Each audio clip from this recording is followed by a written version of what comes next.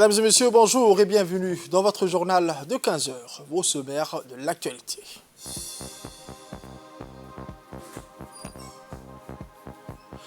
Première étape de la tournée régionale du président de l'Assemblée nationale.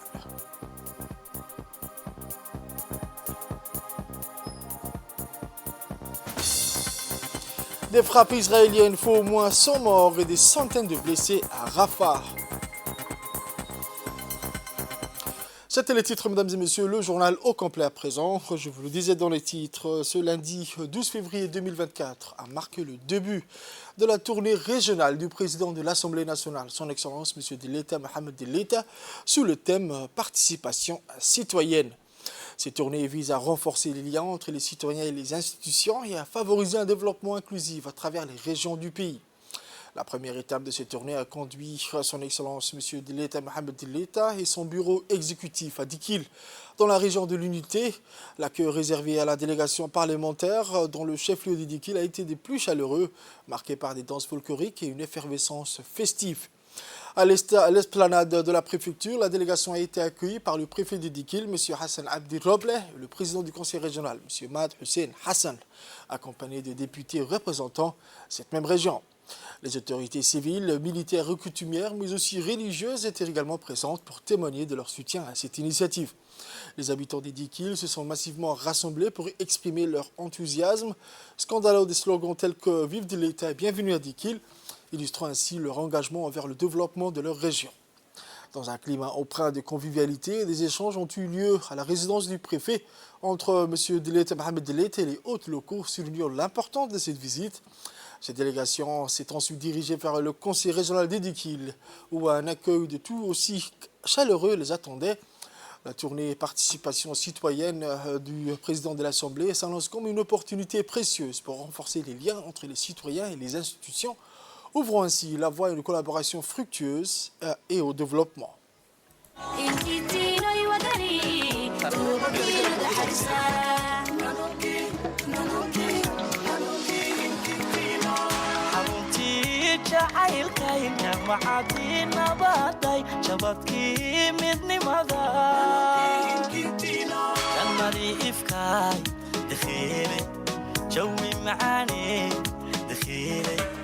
anagu jufajufo manihin uma la kala jaro xumaan loo jeediyo iftiyo gacal baynu nahay walaalan kala jarmay jihaadi midnimaanu nahay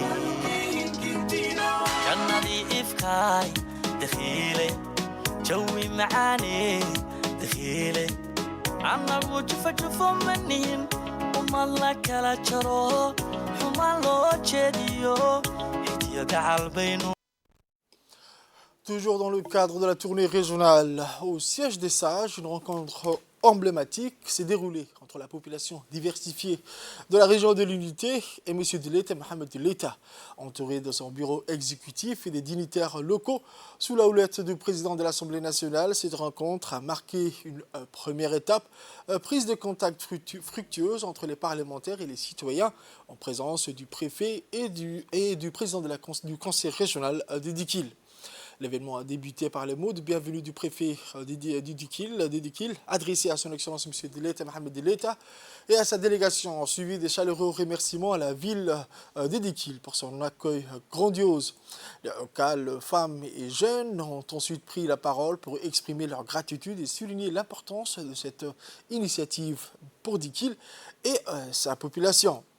M. Deleta Mohamed Deleta a exprimé sa fierté et sa reconnaissance à son tour envers les habitants d'Idikil, témoignant de l'unité nationale symbolisée par les richesses culturelles et la diversité de cette région. Soulignant également l'importance de la région de l'unité en tant que creuset de cette diversité, il a également expliqué que le choix de commencer cette tournée dans les régions de l'intérieur par Dikil était significatif. Par la suite, les visites guidées ont été organisées à l'usine d'eau minérale Okar, au lycée général de Dikil et au jardin du respectable Jama' Guedi, mettant en lumière les réalisations et les activités dans le domaine de l'agroélevage de la région.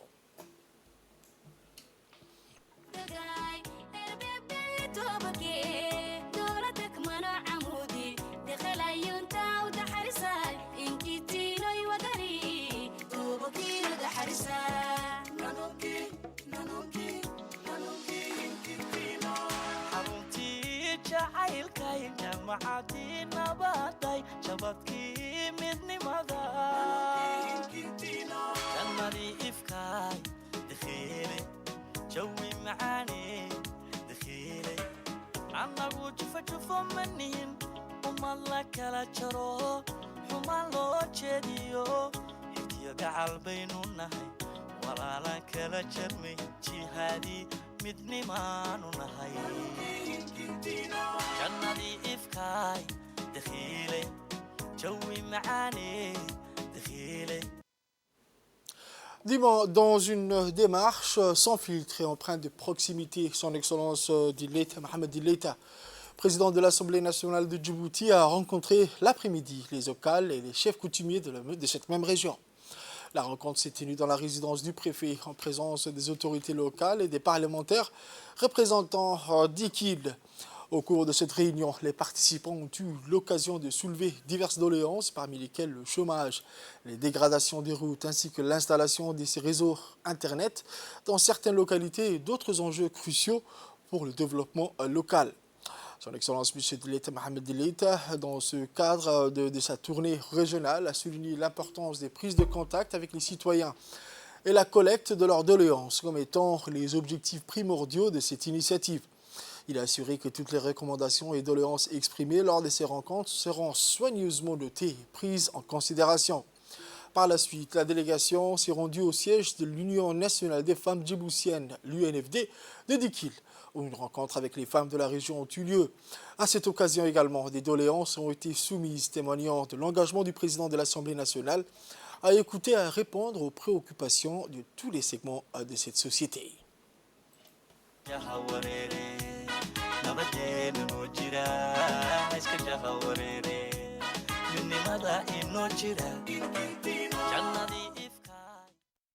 Autre actualité nationale, le ministère des Affaires étrangères et de la coopération internationale, en collaboration avec le Bureau des Affaires juridiques des Nations Unies, a organisé la seconde phase de l'atelier sous-régional de droit international des Nations Unies pour les pays de l'Afrique de l'Est et de l'océan Indien. Cet atelier de formation va durer du 13 au 15 février 2024 au Kempinski Palace, dans la capitale de Djibouti. Cet atelier a été présidé par le ministre des Affaires étrangères et de la coopération internationale, son Excellence M. Mahmoud Ali Youssouf, et a vu la participation du secrétaire général adjoint et conseiller juridique des Nations Unies. Cette initiative était destinée aux fonctionnaires des ministères des Affaires étrangères et d'autres ministères concernés des pays francophones de l'Afrique de l'Est et de l'océan Indien, comme des pays frères et amis venus de Burundi, de la France, de Madagascar et des îles Maurice, du Sénégal et des Seychelles. Cet atelier de formation favorise par ailleurs une meilleure gestion des conflits internationaux et une coopération efficace entre les nations, contribuant à une meilleure promotion de paix, de la justice et des droits humains à l'échelle mondiale. Entier pour améliorer la vie des individus et des populations. Ces initiatives englobent des domaines variés tels que l'éducation, la lutte contre les changements climatiques, la promotion de l'égalité des sexes, le respect des droits de l'homme ou encore, et parmi tant d'autres initiatives essentielles, la protection de la biodiversité. Les Nations Unies ont érigé le droit international comme pierre angulaire de ces activités, tout en facilitant et en soutenant le débat, l'élaboration et l'interprétation de ce droit par ses États membres. Au cours des 7 dernières décennies, les États, convoqués et rassemblés au sein des Nations Unies, ont permis de réaliser des avancées majeures dans le développement du droit international sous toutes ses facettes. Le ministre des Affaires étrangères et de la coopération internationale, son Excellence M. Mahmoud Ali Youssouf, a souligné pour sa part l'importance des efforts déployés par le Bureau en vue de sa contribution à la promotion et à la diffusion du droit international comme moyen de renforcer la paix et la sécurité internationale. On écoute le ministre. Cet atelier, organisé par le Bureau des Affaires juridiques du Secrétariat des Nations Unies et que Djibouti a l'honneur d'abriter, n'est pas le premier du genre. La première édition avait eu lieu à Dakar l'an dernier. Au-delà de l'aspect formation, les objectifs recherchés à travers ce type de rencontre sont à mon sens multiples. La compréhension des normes, des principes du droit et leur applicabilité permettent certainement une meilleure gestion des crises et des conflits pour peu que les États signataires de ces instruments juridiques les respectent. Il va sans dire aujourd'hui que le monde connaît des profondes mutations et engendre des défis qui ébranlent les constantes et les fondements du droit international. Une interrogation légitime s'oppose au regard des violations du droit commis par certains pays qui disposent des leviers pour le faire appliquer. La paix à travers le monde et la sécurité pour tous les citoyens du monde ne peut souffrir du deux poids deux mesures et parfois de l'indifférence criminelle. Je ne suis pas juriste. Je sais que vous, en tant que spécialiste du droit, vous allez certainement vous concentrer sur beaucoup d'aspects de ce droit international. Mais j'ai quand même voulu, ce matin, exprimer un certain nombre, je dirais, de sentiments par rapport à ce qui se passe à travers le monde. Et il est important de faire, je dirais, un distinguo entre le droit et son application. Parce que souvent, ce qui fait défaut, c'est la mise en œuvre de ce droit. Si on décrète la fin du droit, qu'est-ce qui va se passer? Vous le savez comme moi, les sociétés humaines sont gérées par le droit, sont régulées par le droit. Et l'absence du droit crée une situation, comme vous le savez, comme le disait hier le secrétaire général adjoint, quand il n'y a pas d'ordre, il y a des ordres. Et j'irai plus loin en disant que quand il n'y a pas le droit n'est pas appliqué, c'est plutôt l'anarchie qui s'installe. La délégation conduite par la ministre somalienne de l'Environnement et au changement climatique, Mme Khadija Mohamed Al-Marzoumi, a été chaleureusement accueillie par le ministre de l'Environnement et du Développement durable de Djibouti, M. Mohamed Abdelkader Moussa Halem, en présence de ses proches collaborateurs. Parmi les personnalités présentes figuraient notamment le secrétaire général du ministère, M. Dini Abdallah, et son conseiller technique, M. Aden Hassan. Cette rencontre a été l'occasion d'échanger sur les voies et moyens de renforcer les liens privilégiés de coopération entre les deux pays. Au cours de leur entretien, les deux ministres en charge de l'environnement à Djibouti ont abordé plusieurs points d'intérêt communs tels que le partage des bonnes pratiques, le renforcement de la coordination régionale et la promotion du développement durable. Notons que l'ambassadeur de la République de Djibouti en Somalie, M. Mohamed Ibrahim Youssouf, a pris part à cette réunion élargie entre ces deux départements.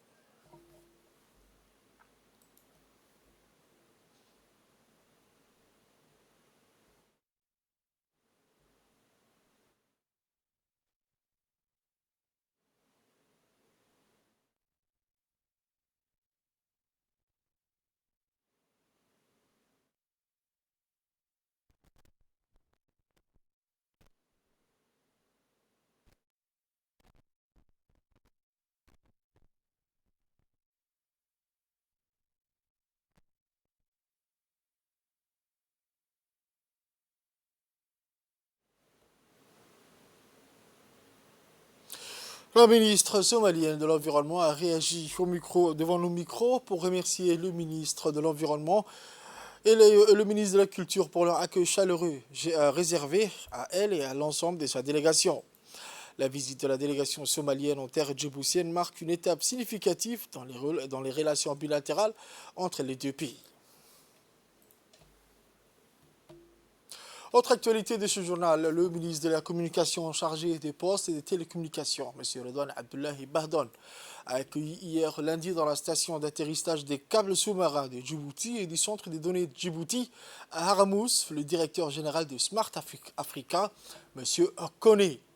Accompagné par la directrice des infrastructures numériques et de renforcement des capacités auprès du secrétariat Smart Africa, Dr Telma, les responsables du Smart Africa ont eu une première discussion avec le ministre de la Communication chargé des Postes et des Télécommunications, son Excellence M. Redouane Abdullahi Bahdon. Étaient au centre de ces discussions les infrastructures des câbles sous-marins de Djibouti, les enjeux de la connectivité dans la région ainsi que la vision et les objectifs du secteur des technologies d'information et de communication à Djibouti. Après cette prompte entrevue, le directeur du Smart Africa a entrepris une visite guidée dans la station d'atterrissage des câbles sous-marins où ils ont été accueillis par le directeur général de Djibouti Telecom, M. Mohamed Assoui Bouh. Ils ont pu assister à cette occasion à un exposé sur les nouveaux pôles d'expansion commerciale de l'opérateur national. Les deux responsables sont imprégnés de l'avancée de ces infrastructures qui ont fait de notre pays un hub régional des télécommunications en termes de connectivité internationale et régionale. Lors de cette visite, le ministre de la Communication a rappelé devant ses hôtes la position géographique de Djibouti en tant que plateforme des technologies régionales et un nœud de transit international des câbles sous-marins au centre du monde arabe et du carrefour de l'Orient, de l'Occident, de l'Afrique et de l'Asie. Il a entre autres insisté que la République de Djibouti a été chargée de développer l'infrastructure et les capacités de stockage et de traitement des données en Afrique au sein de l'Alliance Smart Africa. Le ministre de la Communication a rappelé également que Djibouti a entrepris depuis quelques années le développement d'un projet qui donnera naissance à 3 data centers, un parc de data centers présentant les meilleurs standards en termes de fiabilité, de fonctionnement, de sécurisation physique, de connectivité, de modularité et de performance énergétique. La ministre de l'économie numérique et de l'innovation, Mme Mariam Hamadou Ali, a reçu ce lundi dans son cabinet la délégation de Smart Africa, conduite toujours par son directeur général, M. Koné. Cette visite s'inscrit dans le cadre du lancement de l'Académie numérique SADA, une initiative de renforcement des compétences numériques en Afrique. L'Académie numérique SADA est une branche de Smart Africa qui est une alliance de 39 pays africains qui s'engage à accélérer le développement socio-économique durable du continent à travers l'utilisation des technologies de l'information et de la communication et l'accès au débit. SADA vise à promouvoir les compétences numériques en Afrique en offrant des formations en ligne, des certifications, des bourses, des stages, des mentorats et des opportunités d'emploi. Le directeur général de Smart Africa a remercié la ministre pour son accueil et sa collaboration.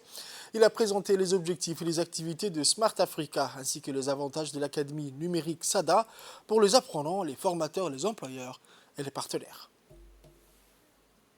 Avec un nombre de câbles de sous-marins qui passent ici, je ne sais pas, 9 ou 10 ou bien 11, je ne sais pas, 11 aujourd'hui. Et nous, on ne regarde pas Djibouti par rapport à 1 million de population. Nous, on regarde Djibouti par rapport à 380 millions de population de comme ça. La ministre de l'économie numérique et de l'innovation, Mme Mariam Hamadou Ali, a salué le partenariat avec Smart Africa et a affirmé la volonté du gouvernement djiboutien de soutenir l'initiative SADA. Nous avons 4 projets ensemble. Le premier projet, c'est le projet de stratégie, schéma directeur continental, juste en tant que pays, on le porte pour le continent, et qui aujourd'hui est presque finalisé, que j'aurai l'opportunité de présenter au Conseil des ministres à la fin du mois. Et notre programme, que je remercie au passage, on aura l'occasion de développer encore plus SADA, qui est très attendu à Djibouti parce que la jeunesse est attentive à la formation, à l'administration, les décideurs politiques. Et on va essayer de travailler, je vois que la responsable est avec vous de ce programme SADA. On va être vraiment très actifs pour soumettre des requêtes et des doléances pour opérationnaliser un peu cette académie. L'opportunité de lancer. Nous avons un autre projet HP avec Claude Fédéré. J'ai appris par la suite que vous étiez en contact avec l'autorité de régulation qui a apprécié l'appui que vous apportez et que nous, on va essayer aussi de nous intéresser un peu parce que j'ai compris que c'était des indicateurs et ça va aussi permettre au ministère de recenser un peu ces différents indicateurs. On a un projet avec la Banque mondiale, DECA, qui est en cours de finalisation. Nous avons identifié un certain nombre d'indicateurs qui nous permettra aussi de positionner aujourd'hui les différents institutions comme l'IIT qui définit les index n'ont pas la formation sur Djibouti.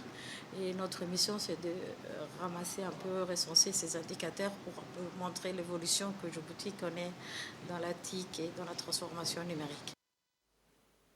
Le dimanche 11 février, le Centre de leadership et de l'entrepreneuriat a abrité la cérémonie de lancement de l'Académie numérique de Djibouti, baptisée SADA. Il s'agit d'une plateforme de formation en ligne qui vise à développer les compétences numériques des jeunes, des entrepreneurs, des enseignants, des cadres et des fonctionnaires. SADA est une initiative de Smart Africa qui vise à créer un réseau d'académies numériques nationales en Afrique pour former les acteurs du numérique et accélérer le développement du continent. La cérémonie a été présidée par la ministre de l'économie numérique et de l'innovation, son Excellence Mme Mariam Hamadou Ali, en présence du ministre de l'Enseignement supérieur et de la Recherche, le Dr Nabil Mohamed Ahmed, de la représentante résidente du programme des Nations Unies pour le développement et du directeur général de Smart Africa, M. Kony. La cérémonie s'est achevée par une visite de locaux du CLE, où les participants ont pu découvrir les différents espaces dédiés aux porteurs de projets, notamment l'espace du coworking.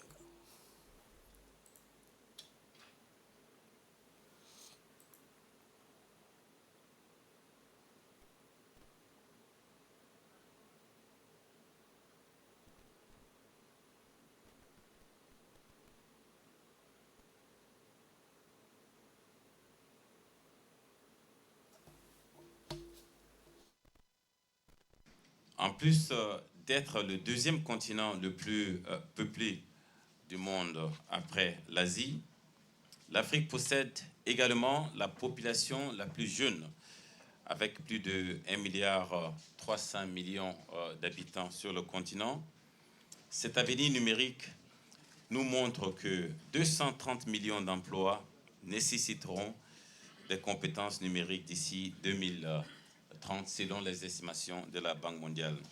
En outre, des enquêtes montrent et démontrent que les compétences numériques sont aujourd'hui très demandées et que des compétences numériques de base sont requises au moins pour entrer sur le marché du travail.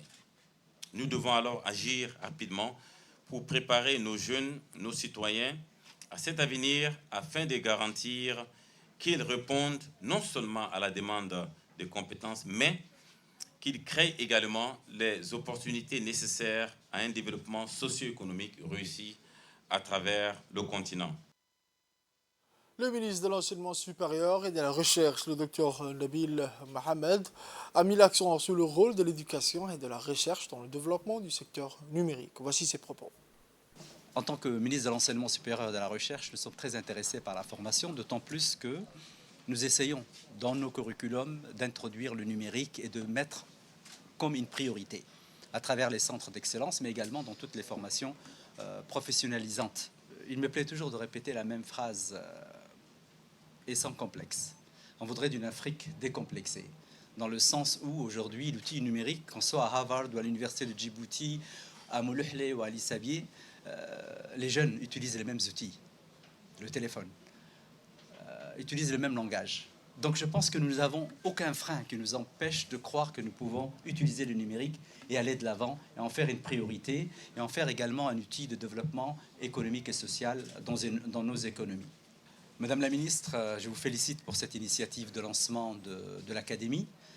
Je la vois comme une tête de pont par rapport à toutes ces initiatives, qu'elles soient dans le public, dans le privé, dans les universités, effectivement, et comment on peut réunir tout ce monde-là à travers d'idées qui puissent nous permettre de mettre en avant un certain nombre de projets qui puissent surtout optimiser nos investissements. Je prends un exemple. Nous avons beaucoup investi, on s'est même endetté dans des infrastructures portuaires qui sont aujourd'hui, je dirais, enviées et opérationnelles. Mais quelle différence l'Afrique peut avoir par rapport à ces méga-projets, par rapport à des pays qui sont beaucoup plus avancés que nous et qui ont surtout des moyens financiers que nous n'avons pas.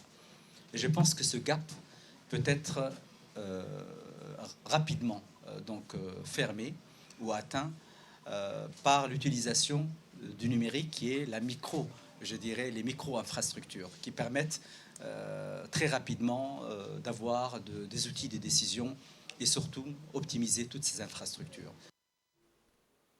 Dans son mot, la ministre de l'économie numérique et de l'innovation a souligné pour sa part l'importance de la formation au métier du numérique pour accompagner la transformation digitale du pays et répondre aux besoins du marché du travail. Mesdames et messieurs, je ressens une immense fierté en marquant le début tant attendu de l'Académie numérique de Djibouti, baptisée Smart Africa Digital Academy, SADA. Cette initiative visionnaire s'annonce comme une force motrice qui transformera les paysages éducatifs et professionnels de notre cher pays. Permettez-moi tout d'abord d'exprimer mes sincères félicitations à Smart Africa et à son directeur général, Lassina Kone, pour leur partenariat solide et leur soutien inestimable dans la réalisation de cette initiative. Cette collaboration met en lumière la puissance et la valeur des alliances internationales dans la réalisation de nos objectifs communs, développement et de progrès. L'Académie numérique de Djibouti symbolise notre engagement envers l'avenir et la détermination à préparer notre population aux défis du XXIe siècle. Dans un monde de plus en plus numérique et interconnecté, il est impératif que nous investissions dans le développement des compétences numériques à tous les niveaux de la société. C'est la clé pour garantir que personne ne soit laissé pour compte dans cette ère de transformation numérique. Je tiens à saluer la présence du ministre de l'Enseignement supérieur, soulignant ainsi la nécessité d'une coordination étroite entre nos institutions pour renforcer les compétences numériques de nos jeunes, les dotant ainsi des outils nécessaires pour prospérer dans cette nouvelle économie. Dans un avenir très proche, près de 230 millions d'emplois sur le continent nécessiteront un certain niveau de compétences numériques, avec 20 millions de jeunes sur le marché du travail chaque année. Au cours des 2 prochaines décennies, nous reconnaissons ces défis importants. Néanmoins, nous les percevons également comme une opportunité de transformation pour le continent. C'est dans ce contexte particulier que nous procédons aujourd'hui à la signature de l'accord établissant l'Académie nationale numérique Djibouti SADA, renforçant ainsi davantage notre collaboration avec Smart Africa. C'est dans le prolongement de ces programmes sociaux visant à améliorer les conditions de vie des couches vulnérables de la société que l'ONG Al-Rahma de l'État du Koweït, représentée par son bureau régional à Djibouti, a lancé la distribution des parrainages des orphelins. La cérémonie de la distribution de cette aide financière a eu lieu au sein de la salle de concert du complexe Al-Rahma, en présence du chef du secteur Afrique de l'ONG Al-Rahma, M. Youssef Al-Tawil, du directeur du bureau régional de l'ONG Al-Rahma à Djibouti, M. Abdelghani Al-Quraishi, et de l'attaché diplomatique de l'ambassade de l'État du Koweït, M. Mohamed Gouloum. Il a également participé à cet événement qui a été régulièrement organisé par l'ONG en coopération. Le directeur des projets, M. Ilmi Youssouf Tahir, et le superviseur du projet, M. Khalid, ainsi que le directeur général du Douane et Zakat, M. Suleiman Hussein Moussa. 2500 orphelins et familles ont bénéficié de ce versement, dont 500 orphelins qui bénéficient d'un parrainage global dans les complexes Al-Rahma à Djibouti. 2000 orphelins qui bénéficient d'un parrainage partiel en plus de 150 familles pauvres. Il convient de noter que depuis sa création, la société Al-Rahma internationale s'intéresse aux familles à faible revenu à travers des projets de développement durable qui contribuent au développement humain à travers les constructions de complexes d'écoles, d'orphelinats, d'hôpitaux et de centres de mémorisation du Saint-Coran. Pour sa part, le chef du secteur Afrique de l'ONG Al-Rahma, M. Youssef Al-Tawil, a souligné que le bureau régional de son organisation mène de nombreuses activités et programmes ce jour-ci en conjonction avec la célébration des fêtes nationales de l'État frère du Koweït. Il a saisi cette occasion pour saluer les solides relations fraternelles entre la République de Djibouti et l'État du Koweït, soulignant par la même occasion la volonté de l'ONG Al-Rahma de contribuer efficacement aux efforts déployés par les autorités djiboutiennes pour améliorer les conditions de vie des groupes les plus nécessiteux. En d'autre part, l'ONG Al-Rahma International, représentée par son bureau à Djibouti, a distribué 250 paniers alimentaires à des familles pauvres de la commune de Balbala, en étroite collaboration avec le ministère des Affaires sociales et des Solidarités. La distribution de cette subvention alimentaire, composée de sucre, riz, farine et huile, a eu lieu à l'entrepôt du tribunal de la Zakat Al-Balbala, en présence du chef du secteur Afrique de l'ONG Al-Rahma, M. Youssouf, et du conseiller technique du ministère des Affaires sociales et des Solidarités, ainsi que le directeur du bureau de l'ONG Al-Rahma à Djibouti, M. Abdul Ghani, et de ses proches collaborateurs. Les représentants des familles bénéficiaires de cette aide ont exprimé leur grande satisfaction de recevoir ces denrées alimentaires de base et ont également exprimé leurs remerciements et leurs appréciations au bureau régional de l'ONG Al-Rahma. Dans l'actualité santé, l'hôpital Al-Rahma a conduit hier une caravane médicale vers les localités de Damerjouk, dans la région d'Arta, dans le cadre des efforts visant à rapprocher les services médicaux de la population, en particulier dans les zones reculées. Cette caravane médicale organisée en coopération et en coordination avec le ministère de la Santé comprenait de nombreuses spécialités, notamment la pédiatrie, le cardiologue, la médecine interne, le cerveau, la neurologie, les os, en plus de la chirurgie et de gynécologie, et le nombre de bénéficiaires de consultants médicaux et de traitements gratuits a atteint plus de 720 personnes. Il convient de noter que les convois médicaux sont d'une grande importance pour fournir des soins de santé aux communautés défavorisées et éloignées et jouent un rôle vital dans l'amélioration de la santé et l'élevage du niveau de sensibilisation à la santé, de l'élévation du niveau de santé de la société.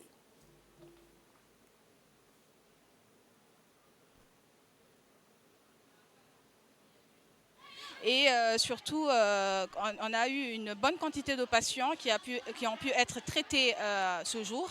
Et dans cela, il y avait les patients qui étaient bien portants, mais qui avaient besoin seulement de quelques médicaments qui leur ont été procurés sur place. D'autres qui avaient des pathologies beaucoup plus importantes, qui ont donc nécessité des échographies, des radiographies, etc., qui ont été donc référés vers l'hôpital Al-Rahma. Près de 5 chefs-lieux, 11 localités et sous-localités ainsi qu'un périple qui a conduit la caravane de la solidarité aux confins du pays. La semaine de la solidarité initiée par le chef de l'État et concrétisée par le ministère des Affaires sociales et des Solidarités a touché sa fin. Et à l'occasion de la clôture de cette semaine, pas comme les autres, une réunion de restitution des réalisations et un récapitulatif des activités a eu lieu dans la salle de conférence de Gadile Resort, hôtel de la Ville-Blanche.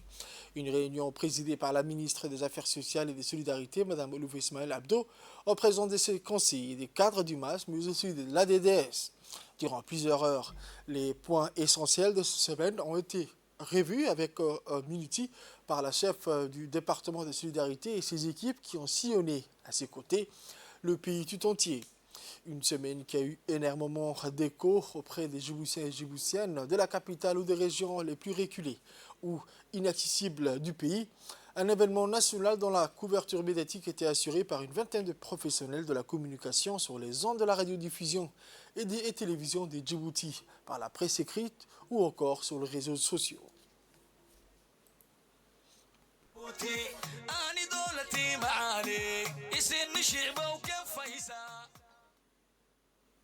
Dans la journée du dimanche 11 février 2024, le projet renforcement des infrastructures de base pour l'école communautaire du village de Gorgola, dans le but d'améliorer la scolarisation des enfants nomades, particulièrement celle de filles.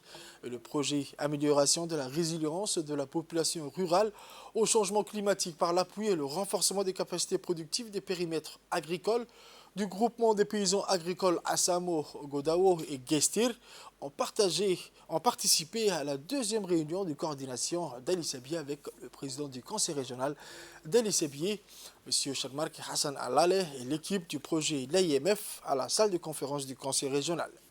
Cette initiative s'inscrit dans le cadre du projet Participation de la société civile à la gouvernance et au développement local à Djibouti, mise en œuvre par l'Association internationale des maires francophones. Cette réunion de coordination a vu la participation du président du conseil régional d'Ali Sebié, M. Chadmark Hassan Alale, du secrétaire permanent de l'ANCLD, M. Ali Roufa, l'assistant technique international et le coordinateur du projet IMF, M. Sassé, l'équipe locale de gestion du projet et les responsables des services techniques de concentrer les associations. Ce premier projet vise à faire de l'école communautaire Gorgola un centre de vie de la communauté en complétant les infrastructures marquantes et renforcer ainsi l'accès à l'éducation des enfants nomades, surtout les filles, afin de promouvoir l'égalité de genre. Évaluation intermédiaire de 2 projets au niveau de Addis Abeba, dans le cadre du projet participation de la société civile à la gouvernance et au développement local. Financement Union européenne, mise en œuvre à IMF et à NCLD. On écoute les propos du président du conseil régional, M. Shermarke Hassan Alale. C'est pour moi un immense plaisir de prendre la parole lors de cette réunion pour d'abord souhaiter la bienvenue à l'équipe de la NCLD, à l'assistant technique et au secrétaire permanent, aux responsables de suivi et évaluation et le responsable de communication pour leur dire soyez les bienvenus au conseil régional d'Addis Abeba. L'importance de ces projets pour les associations qui ont été sélectionnées. Et je tiens à souligner que les 2 associations qui ont été retenues dans ces projets-là sont des associations qui sont sérieuses et qui ont fourni un travail sérieux et concret. Donc je tiens à remercier aussi ces associations qui ont fait preuve de professionnalisme, qui ont collaboré avec le conseil régional et les autorités de la région. Donc aujourd'hui, le responsable de suivi et évaluation va nous dire l'état d'avancement des projets. Il va nous dire comment, là où nous sommes, et qu'est-ce qu'il reste à faire. À Obok, l'association Obuki est fière d'annoncer l'inauguration de 2 nouveaux locaux à Obok, réalisés grâce au généreux financement de l'ambassade de France dans le cadre du programme du fonds PISCA. Cet événement marquant aura lieu le 6 février 2024 en présence de Mme Dana, ambassadrice de France. L'association Obuki œuvre ardemment pour les droits de la protection des femmes, la lutte contre les conditions de vie précaires de la communauté féminine et la promotion du développement de la région d'Obok. L'association Obuki est un acteur dynamique et engagé, travaillant en étroite collaboration avec les autorités locales et la communauté pour mettre en œuvre les priorités du plan du développement régional d'Obok en accord avec le plan national de développement et le plan quinquennal Djibouti ici.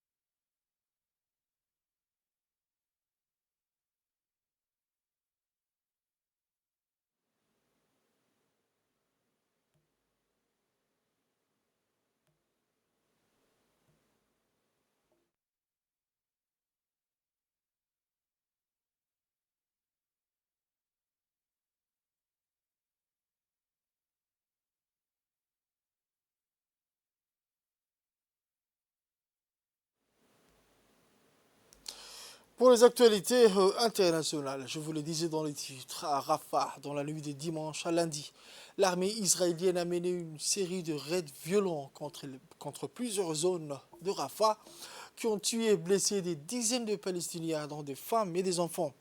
Des bâtiments de la marine israélienne ont également bombardé la ville et ses alentours depuis le littoral. Israël a appelé lundi les agences des Nations Unies à coopérer pour évacuer les civils palestiniens des zones de guerre dans la bande de Gaza. Les agences de l'ONU n'ont émis aucun commentaire à ce sujet. Ces derniers jours, les agences des Nations Unies et plusieurs pays ont mis en garde contre les conséquences d'une opération militaire israélienne à Rafah, où se trouvent plus de 1 400 000 Palestiniens déplacés du nord de la bande de Gaza.